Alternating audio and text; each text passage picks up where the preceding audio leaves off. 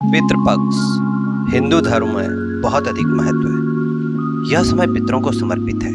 धार्मिक मान्यताओं के अनुसार इस दौरान लोग अपने पूर्वजों की पूजा और उनका तर्पण करते हैं। इस अवधि को श्राद्ध पक्ष के नाम से भी जाना जाता है। हिंदू पंचांग के अनुसार इस बार पितृपक्ष 17 सितंबर 2024 से शुरू हो रहे।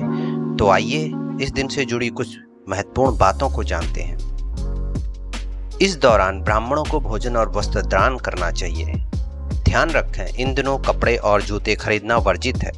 जिन लोगों की कुंडली में पितृ दोष है उन्हें इस दौरान गया जी, उज्जैन और अन्य स्थानों पर पिंडदान करना चाहिए। पितृ तर्पण के लिए जानकार पुरोहित को बुलाना चाहिए। इस समय दान का बहुत महत्व होता है। गाय, कौवे, कुत्ते और चींटियों को खाना खिलाना अत्यधिक शुभ माना जाता है। विवाह, सगाई, रोका जैसी जो रस्में हैं ये सब इस समय अशुभ मानी जाती हैं। तामसिक गतिविधियों को छोड़ दें। प्याज, लहसुन, अंडा, मांस खाने से बचना चाहिए। यह समय धार्मिक कार्यों के लिए विशेष माना जाता है। किसी भी प्रकार का आभूषण, सोना, चांदी खरीदना अशुभ माना जाता है। ब्रह्मचर्य का पालन करना चाहिए। बाल कटवाने, नाखून काटने और शेविंग करने से बचना चाहिए। किसी के साथ भी गलत व्यवहार न करें। बड़ों का सम्मान करें। पितृ को प्रसन्न करने के लिए कुछ मंत्र होते हैं, आप उनका जाप कर सकते हैं। ओम त्र्यंबकम यजामहे सुगंधिम पुष्टिवर्धनम उर्वारुकमिव बन्धनान् मृत्युर्मुक्षीयमामृतम्। या फिर आप जाप कर सकते हैं ओम तत्पुरुषाय विद्महे महादेवाय च धीमहि तन्नो रुद्रः प्रचोदयात्। या फिर आप जाप कर सकते हैं ओम पितृगणाय विद्महे जगद्धारिणी धीमहि तन्नो पितरो प्रचोदयात्।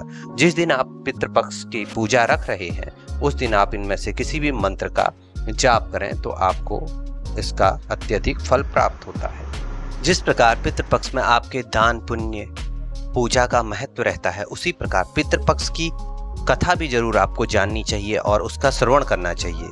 यह भी आपके पुण्यों में इजाफा करती है, पितृदोष को दूर करती है, पितरों को शांति मिलती है कि आप उन्हें याद कर रहे हैं। तो आइए पितृपक्ष की कथा आरंभ करते हैं। आप इसका श्रवण करें। इससे पहले यदि आपने चैनल को लाइक नहीं किया है तो लाइक करें, सब्सक्राइब करें। वीडियो अच्छी लगेगी तो जरूर शेयर करिएगा। प्रभु राम, भक्त हनुमान आप सब पे आशीष बनाए रखें। भक्त ज्ञान उपाय चैनल में आपका स्वागत है। पितृपक्ष की पौराणिक कथा के अनुसार जोगे तथा भोगे दो भाई थे। दोनों अलग अलग रहते थे। जोगे धनी था और भोगे निर्धन था। दोनों में परस्पर बड़ा प्रेम था। जोगे की पत्नी को धन का अभिमान था, किंतु भोगे की पत्नी बड़ी सरल हृदय वाली और मिलनसार थी। पितृपक्ष आने पे जोगे की पत्नी ने उससे पितरों का श्राद्ध करने के लिए कहा तो जोगे इसे व्यर्थ का कार्य समझकर टालने की चेष्टा करने लगा। किंतु उसकी पत्नी समझाती थी कि यदि ऐसा नहीं करेंगे तो लोग बातें बनाएंगे। फिर उसे अपने मायके वालों को दावत पर बुलाने और अपनी शान दिखाने का यह उचित अवसर लगा। अतः वह बोले, आप शायद मेरी परेशानी की वजह से ऐसा कह रहे, किंतु इसमें मुझे कोई परेशानी नहीं। मैं भोगे की पत्नी को बुला लूंगी, दोनों मिलकर सारा काम कर लेंगे। फिर उसने जोगे को अपने पीहर न्योता देने के लिए भेज दिया। दूसरे दिन उसके बुलाने पे भोगे की पत्नी सुबह सवेरे आकर काम में जुट गई। उसने रसोई तैयार की, अनेक पकवान बनाए, फिर सभी काम निपटाकर अपने घर आ गई। आखिर उसे भी तो पितरों का श्राद्ध तर्पण करना था। इस अवसर पर ना जोगे की पत्नी ने उसे रोका ना वह रुकी। शीघ्र ही दोपहर हो गई।